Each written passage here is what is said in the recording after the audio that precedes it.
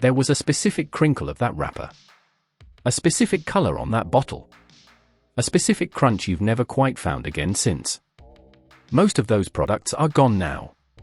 Quietly discontinued while we weren't paying attention. Doritos 3DS. Josta. PB Max pulled despite $50 million in sales because the Mars family simply didn't like peanut butter. Some deserved it. Most didn't. We're ranking the 90s products that vanished, from forgettable to the ones that had absolutely no business disappearing. Number 12. Sprinkle Spangles. Let's start with Sprinkle Spangles, one of those bright-eyed cereal launches in the early 90s that perfectly captured a kid's dream. They were star-shaped, sugar cookie-flavored corn puffs covered in rainbow sprinkles, promising breakfast that felt more like dessert than anything else. The brand went all out with a sprinkle genie, a purple magic figure voiced by comedian Dom DeLuise, telling kids, "You wish it, I dish it, as sprinkles rained down into your bowl." At first glance, it was sure to be a hit and it stood out on shelves crowded with more ordinary cereals.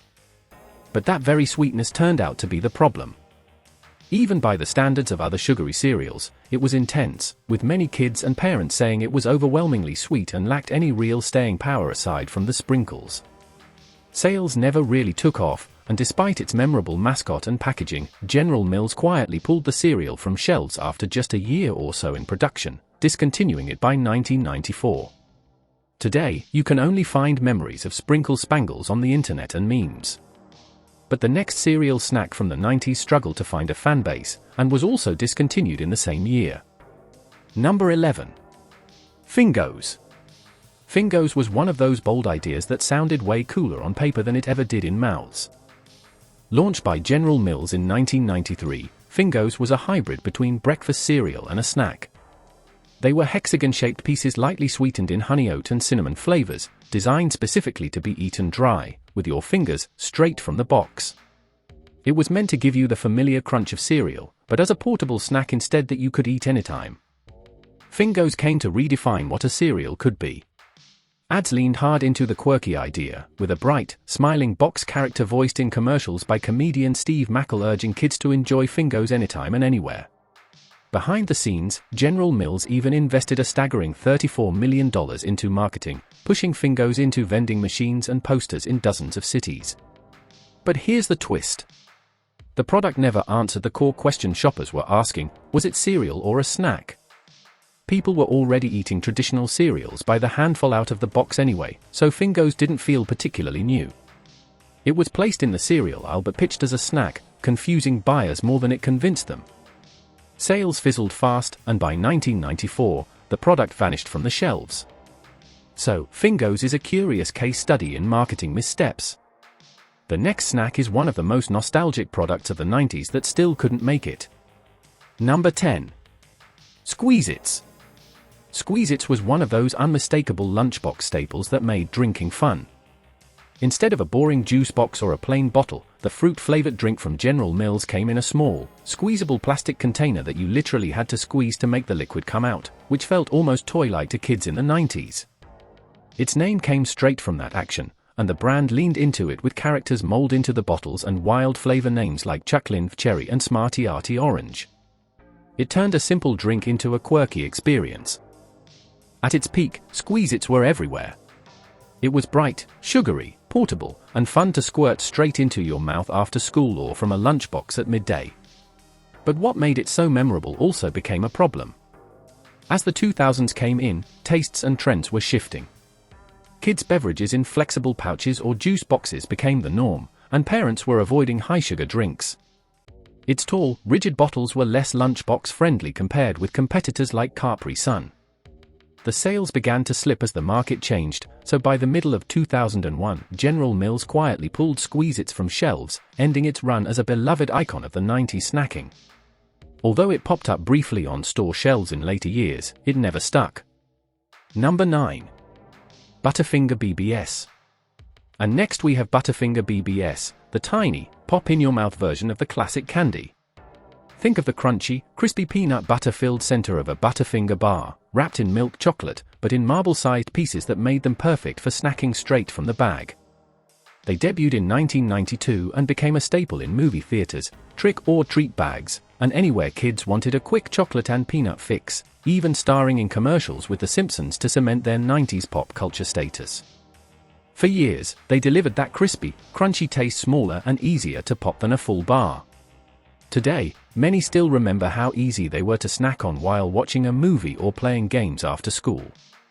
But in 2006, after about 14 years on shelves, Butterfinger BBS quietly disappeared. Nestle later said that they had to stop selling it because of the low sales. Not enough people were buying them to justify keeping them in production. Some also suspect that they had to be discontinued because they were messy. The chocolate melts easily, making it hard to store and transport compared to other candies. A similar snack to this were the PB Crisps, but they also didn't last long. Number 8. PB Crisps. PB Crisps were the kind of snacks that make you suddenly remember something delicious you forgot you'd forgotten. Introduced by Planters in the early 90s, they were miniature peanut-shaped Graham cookie crisps with a creamy peanut butter center that struck the perfect sweet and salty balance kids loved.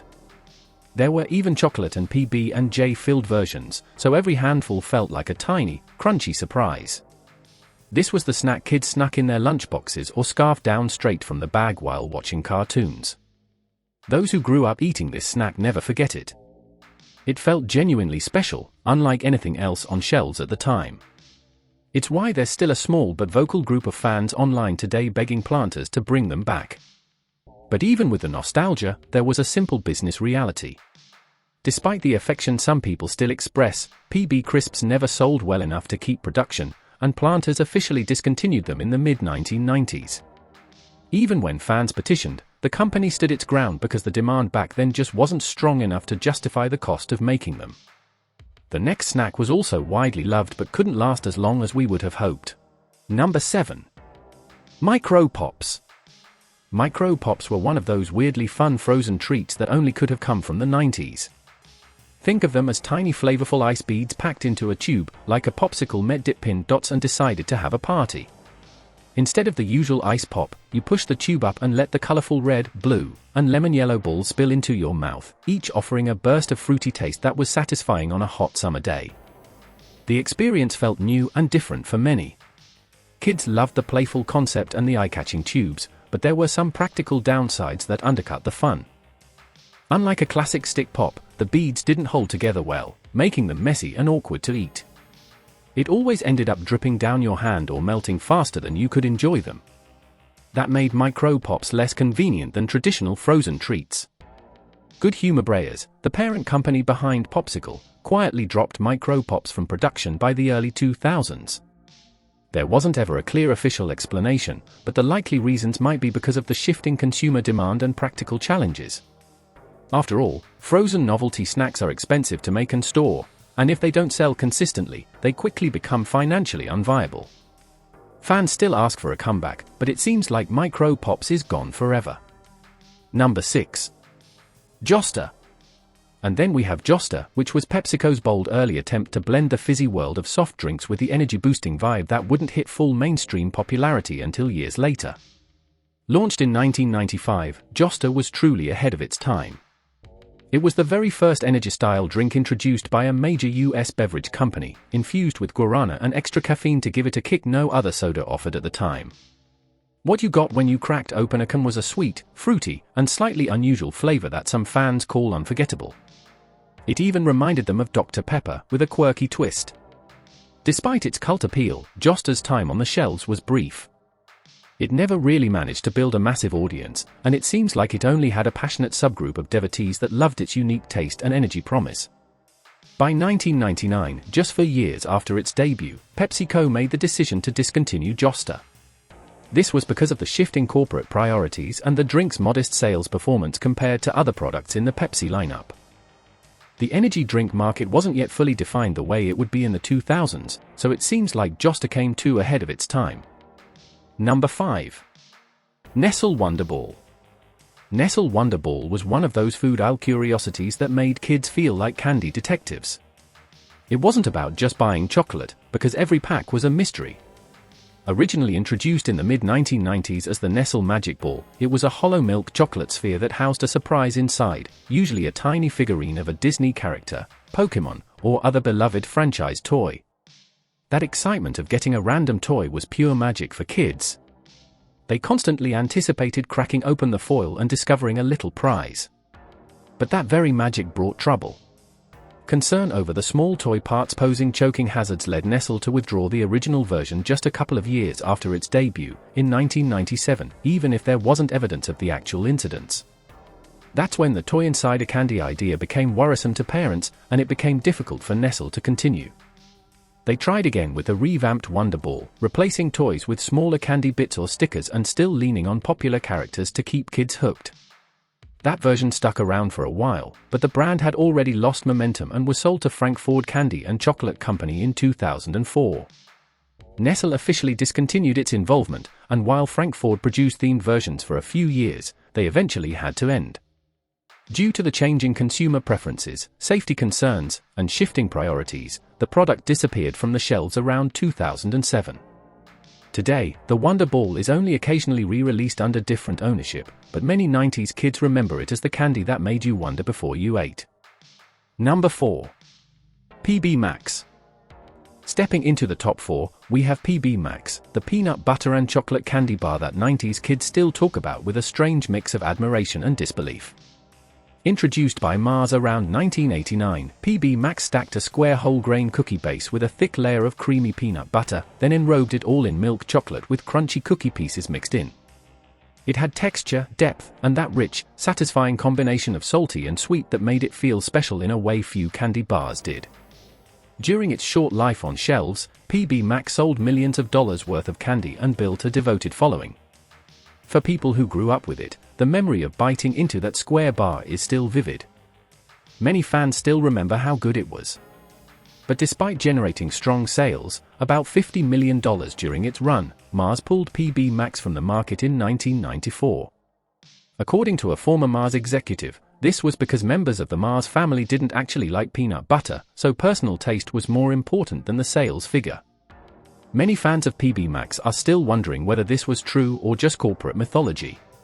But in the end, PB Max's disappearance left a hole in the peanut butter candy lineup that competitors never filled the same way. But anyone who ate snacks from the 90s can't forget about Doritos. Number 3. Doritos 3DS. Doritos 3DS were the kind of snack you only got in the 90s. It was a weird, memorable twist on the classic Doritos experience that made you feel like you were eating snack food in 3 dimensions. Instead of flat tortilla chips, these were puffed, hollow triangles with all the bold Doritos seasoning you knew from nacho cheese, zesty ranch, and jalapeno cheddar, but with a light, crunchy texture that felt almost like a cross between Doritos and Bugles. The shape changed the way people bit into Doritos, creating a satisfying puffed crunch that felt different every time you opened a bag. Kids and teens of the late 90s loved them because they looked cool on lunch tables and tasted like your regular Doritos flavors in a format that was oddly fun and popular. The marketing leaned into that too. Big-budget commercials around the time of major events like the Super Bowl that cemented them as a snack worth trying. But as quickly as they exploded onto shelves after their 1998 debut, the novelty started to fade. By the 2000s, roughly 2003 or 2004, Doritos 3DS were discontinued in the United States, mostly because they stopped selling well enough to justify the space they took up in snack aisles. Frito-Lay never gave one clean reason, but declining sales, changing consumer tastes, and the snack's high production costs would have played a role. But fans have never forgotten this snack, and many have even petitioned for them to come back. There was a revived version called Doritos 3D Crunch in 2020, but that newer version didn't last long. Number 2. Orbitz Drink. At number 2, there's one product we can't forget from the 90s, and one many people trusted. Orbitz was one of the weirdest beverages of the 90s, a clear, non-carbonated fruit-flavored drink filled with tiny floating edible balls suspended throughout the liquid. It looked less like a soda, but more like a portable lava lamp you could hold in your hand. Instead of a smooth sip like a typical drink, you got a strange texture where the gel-like orbs drifted around unless you shook the bottle, and those bright spheres were made to float thanks to a special ingredient called gel-line gum. When it debuted in 1996, it was marketed as a texturally enhanced alternative beverage. It was meant to be a totally new way to drink soda, complete with bold fruit flavors like raspberry citrus, blueberry melon strawberry, and vanilla orange, packed around those curious balls. It was fascinating at that time. You could see the orbs bobbing around, and the bottle design stood out like nothing else on the shelf. But the fascination wasn't everything. Many consumers were put off by the texture and odd mouthfeel of the floating beads. Some said the taste was similar to cough syrup. But in general, it was just too bizarre to enjoy as an everyday drink. As quickly as it appeared, Orbitz's novelty faded. The drink failed to catch on in a meaningful way, sales dropped, and the product was discontinued by 1998, roughly a year after its wide rollout. Number 1. Flintstones Push-Up Pops. And finally, let's end the best on our list, Flintstones Push-Up Pops, perhaps the most popular snack product that everyone trusted in the 90s. It was a frozen treat that felt more like pure childhood in a tube. Instead of a traditional popsicle on a stick, these sherbet desserts came in a cardboard cylinder with a plastic stick at the bottom. As you ate the top, you pushed the stick upward to reveal more of the frozen treat. It was a simple mechanic but very satisfying, making the snack mess-free compared with dripping popsicles. The flavors were bright, fruity, and designed to match characters from the classic cartoon, The Flintstones. Kids could choose from names like Yabba Dabba Doo Orange, Lime Rock Lime, and Bedrock Berry, each tied to a different member of the Stone Age family. In fact, the branding was a major part of the appeal. Seeing Fred, Wilma, Barney, Pebbles, and Bam Bam on the tube made the snack feel like part of a cartoon world itself, and that connection turned an already fun frozen dessert into a must-have treat during summer days, school events, and visits to the ice cream truck. For about a decade through the 1990s, Flintstones push-ups were everywhere, and it's probably the only snack on this list that lasted that long. The sherbet was smooth and refreshing, the push-up design kept sticky drips under control, and the playful flavors made it feel like a small adventure every time you peeled open the wrapper. But like many snacks from that era, their moment eventually faded. By the early 2000s, changing consumer preferences, tougher competition in the frozen dessert market, and declining sales led to the original Flintstones branded version being discontinued. The treat didn't completely disappear. Nestle continued producing push-up pops without the Flintstones characters. That removed the branding that had made the 90s version so iconic. Now you know what happened to some of your favorite food products from the 90s, and where they've gone. Which of these do you wish they could bring back? Let us know your thoughts in the comments. So, thanks for watching this video, and we will see you in the next one.